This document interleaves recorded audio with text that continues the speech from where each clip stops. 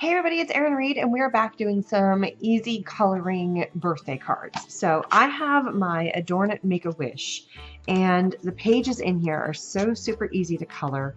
They're already pretty much ready to go. We're just going to do a couple of little things to kind of set them off and make them be a little bit fun and different, border them, that kind of stuff.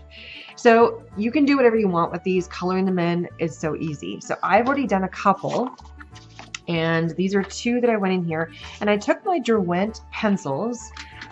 This is a nice wide variety of colors. There are 24, and this is a pro color, strong, smooth, clean, and let me tell you, they do work really, really well.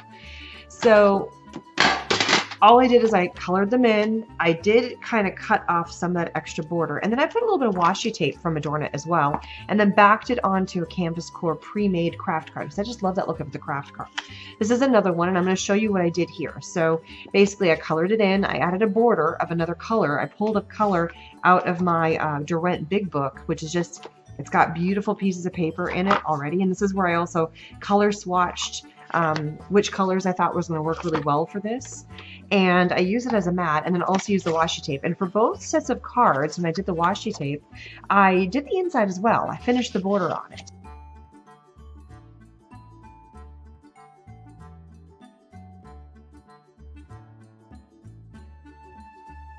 So let's do one together. Really super simple. This is also for a little collaboration I'm doing all about rainbow, so using rainbow, and my interpretation of rainbow is using a rainbow of colors, so why not have some fun using a wide variety. So I pretty much pulled out the rainbow of the colors and had fun with that. And I love the idea that each letter in the alphabet is got a different, or each letter in this particular scenario is a different color. Instead of trying to color them all the same color, alternating them just, it makes it fun. And I'm continuing that same coloration. So after I go with the really dark purple, and I think there's a name on these. I forget if there are these ones have, yeah, Imperial Purple. And there's numbers that go with them too. Like that was number 26. This is number 34. This is Spectrum Blue that I'm using right here. These glide on so well. I don't have to add a lot of pressure to get a really good clean coverage. It just sits working well. I'm going to go to yellow. And this is actually Buttercup Yellow, which is number 3.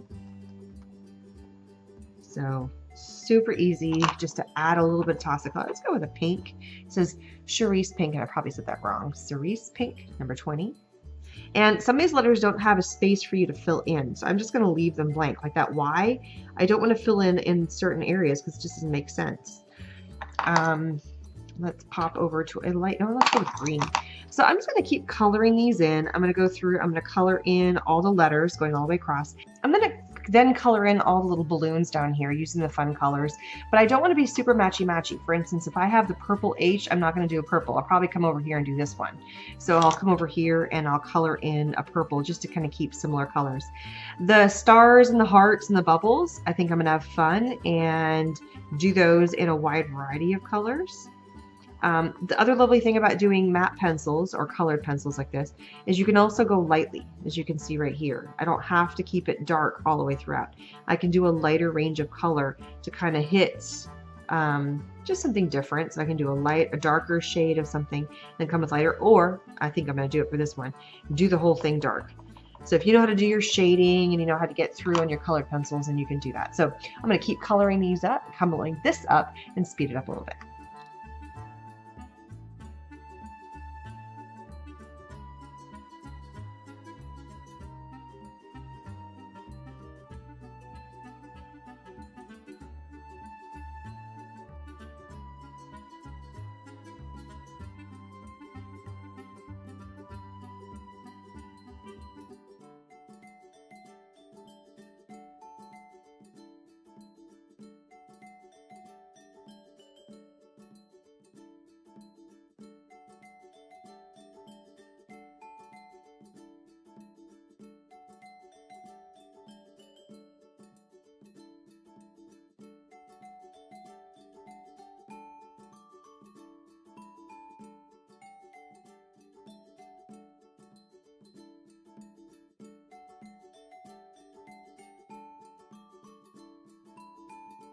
So that is done being colored in.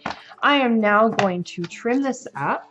So I'm just kind of trimming up a little bit of the edges just to give myself, oops, it keeps happening. I don't know why. It's gotten a little loose. I think I need to replace it. So I'm just trimming up the edges, going down, cleaning it up. If you wanted to leave the card full, you definitely could. I just like being able to lower the amount that's on there, the amount of white paper, because now I can add a map to this. So I love using craft cardstock as my base for my cards because it just adds that, it goes with everything. I don't know, it works. And I'm now going to go into one of my washi tapes. So for the other two washi tapes I used, they're really cute. This one has an arrow and it says love, and the other one was kind of a goldish color. This one also has a goldish color. It's got little bees on it. I just thought they were cute. And it's just adding a little element of something else going on in the background. Not a lot, just a little something. Take a section of the washi tape. And I don't like doing anything right smack in the middle. I'm gonna make sure my bees are facing the right way. I like making sure that, for me personally, this is me, if I go right in the middle, it looks like you're cutting it in half. But if I go towards the bottom of the card, it looks like you're creating a little bit of a border. And then all I do is I open up my card, and then I fold the washi tape on the inside, and then I can fold this one in this way. And it just finishes the inside of the card. It gives a little pop of interest. So as somebody opens it, they're like, oh, well, look how cool. Okay, the next thing I'm gonna do is I'm gonna pull out a sheet of paper. Not the one I swatched on, it's just a different one. I'm just gonna go ahead and rip that out. I like this paper, it's a good weight. This is 100-gram paper. It's just nice and light. It doesn't add a lot of bulk to my cards. And I'm going to trim this down to create a mat for this little piece that I just made. I'm going to clean up all my mess around here. So the width of this that I have is about 4 3/4. So I'm going to cut this down to be a 5, and then this is about 3 1/2. So I'm going to cut this to be 3 1/4. So I'm going to first cut to be 5, and it's just creating another, it's just layers. Something about layers just makes your cards look a whole lot more fancy than they really are. I don't know why. It's the way it works. Gives your eye more to look at. So that card was 3 1/2. I'm just going to go up by 1/4 inch to go 3 3/4. And I still have a little bit of paper left over to do another card if I want to.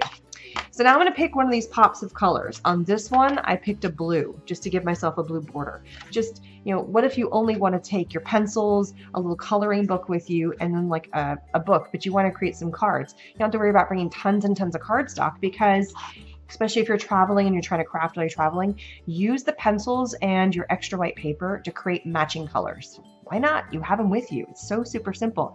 So I think I'm going to do a pop of yellow just for something fun. And literally all I'm going to do is I'm going to take my pencil. I'm just doing the edges here.